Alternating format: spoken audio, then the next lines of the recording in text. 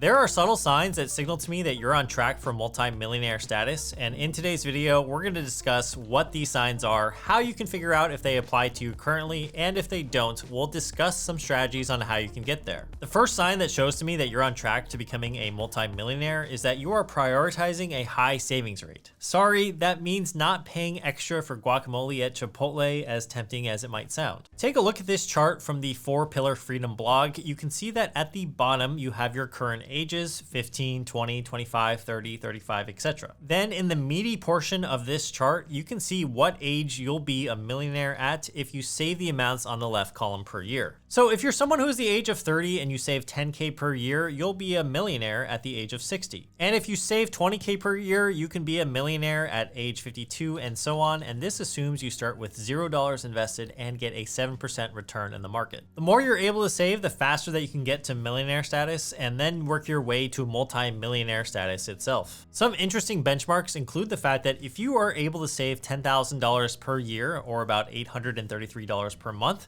you will hit millionaire from 0 in 30 years regardless of your age. If you save 20K per year, no matter where you start, you will become a millionaire in 22 years. And if you save 40K per year, you become a millionaire in 15 years starting from scratch. So multi-millionaires are prioritizing their savings rate because the concept of compound interest really is ingrained in their heads. By getting to a place where your money starts producing more money for you, that's when you can get on track for millionaire as well as multi-millionaire status. Now, if you're watching this and you're thinking to yourself, man, I can barely save $2,000 a year, much less $10,000, do not lose hope. Instead, I think you should be proud that you are saving any money at all, and instead you should turn your sights and your goal to saving as much as you can in order to hit the $100,000 milestone as quickly as possible. That's because when you hit 100K, you are in general more than 1/10 of the way to $1 million. It's actually disproportionate progress in a good way.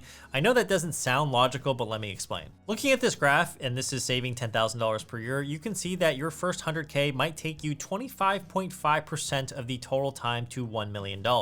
After you hit 100K, the remaining 900K takes about 74.5% of the time. So wealth building is always slower in the beginning, but it accelerates later because your money starts to make money for you. Now, before we get into the second sign today, I just want to remind you guys, if you're enjoying this video so far, make sure you're subscribed. Doing so takes less than a second and it really supports the channel, so thank you. The second sign that shows me you're on track to multi-millionaire status is that you are always on the lookout for opportunities of an extra income stream, or you might already have multiple income streams. According to the IRS, the average millionaire has several income streams, and if we're able to create multiple sources of income, we'll have a diversified mix of how we're able to make money. So most people will have earned income. That's just your primary job. You work for an employer, you might work for yourself, but either way, it's the primary way you generate income, and it generally comes from trading your time for it or your expertise for it. But multi-millionaires don't rely just on earned income. They might have a form of income such as number 2, investment income. This is the money you may earn from holding certain assets that pay dividends like stocks, bonds, or index funds, and this is entirely passive because as long as you hold, say, a dividend-paying stock like JP Morgan, you'll get paid around a 2% dividend per year,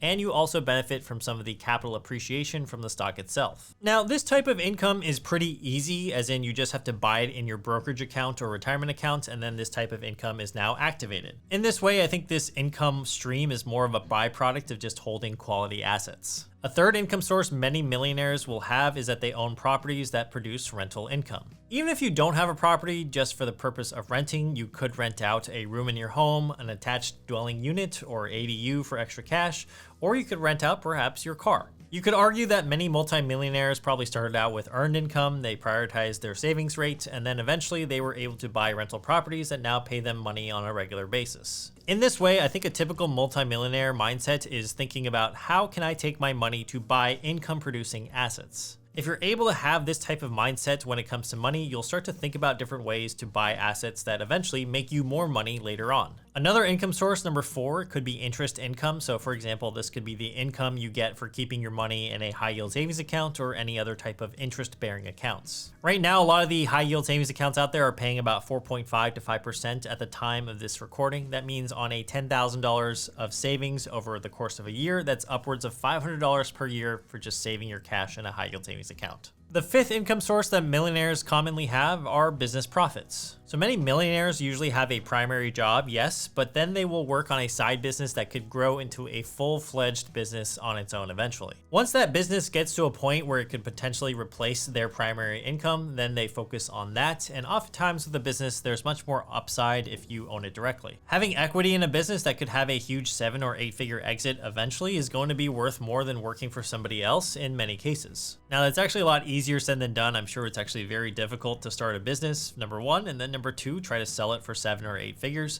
But you get the idea. Now, there's somewhat of a bonus sign today that shows me you're on track to being a multimillionaire, and that is just simply that if you're increasing your income on a yearly basis, I think that is a really good marker for eventual wealth. Most multimillionaires will create more of a gap between their income and their expenses, and by widening that gap between their income and how much they spend, they're able to invest more and more of their money, further snowballing their wealth. So that's something to keep in mind. Even if you aren't able to create multiple sources of income, how can you advance in your own career to start making more money while not upgrading your lifestyle? Because that's sign number 3 that you're on track to being a multimillionaire today, which is not upgrading your lifestyle and really not trying to pay any attention to your peers. I don't mean don't pay attention to your friends, but when I say don't pay attention to your peers, don't really let their lifestyle choices affect yours. Whenever you start making extra money, it's tempting to spend that extra money on the things you weren't able to afford before.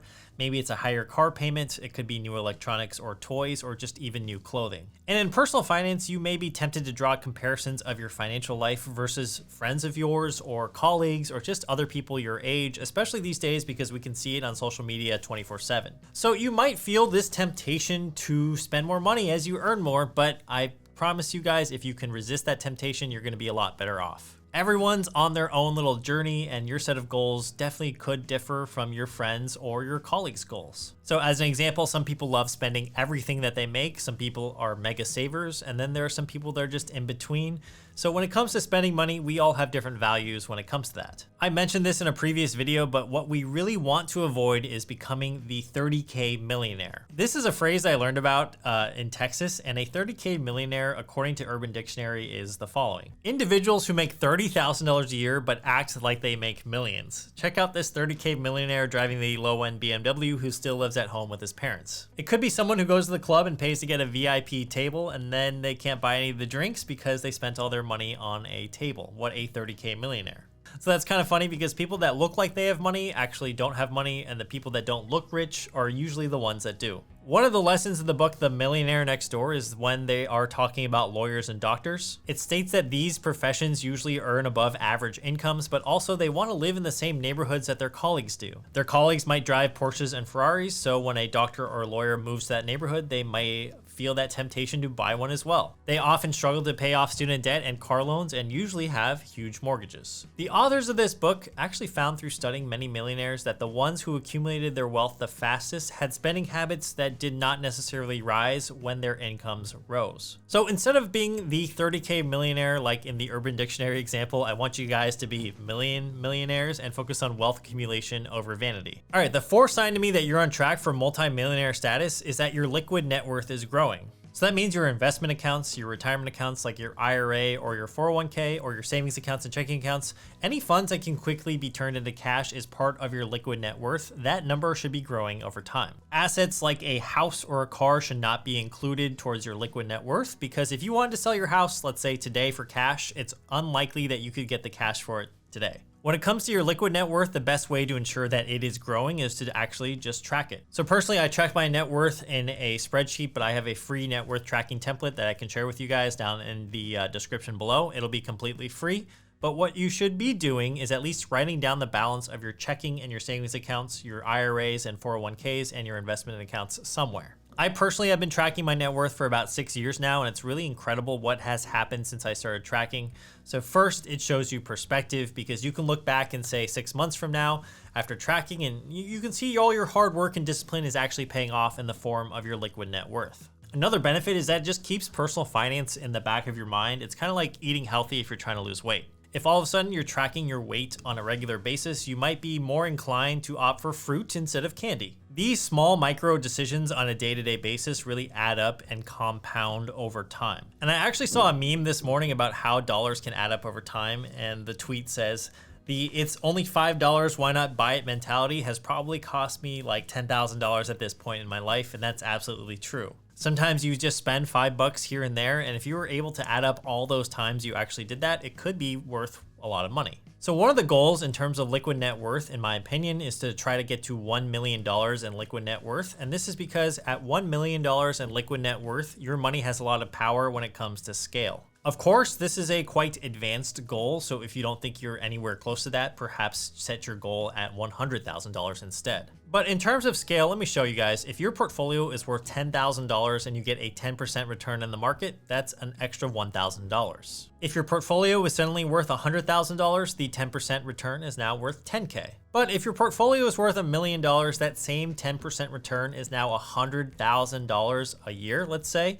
and that could easily replace your income and then some. As your portfolio size grows, you benefit from the scale that capital has, and so having a goal of your liquid net worth growing year over year is definitely one of the signs that you're on track to being a multi-millionaire. Sign number 5 that you're on track is that you are taking action in terms of maximizing and optimizing your current financial situation. This could mean that you're taking advantage of tax shelters, such as maxing out your retirement accounts or creating an HSA as an example. Both of these are examples of ways to reduce your overall tax liability and reduce the amount that you pay in taxes. Maximizing your current financial situation also depends on what age you are. So for example, if you are on the older side, the strategy might be a lot different than someone who's the age of 18. When you're young, you might be 100% in equities, fully risk on, and trying to make as much money as possible while risking a lot of your capital. But when you're older and nearing retirement, you must protect capital above all else, because if you have no capital for retirement, then you can't really live. That means when you're older, it could also mean that you're taking the proper steps in place to ensure that your estate is taken care of. Proper estate planning can actually minimize estate, gift, and inheritance taxes, which helps you preserve more wealth for your heirs and loved ones. I think the biggest takeaway of this sign is that you're being proactive about your finances. You're taking control of creating an investing plan, budgeting for the year ahead, reducing your taxes, or cutting back on spending where you might be spending too much.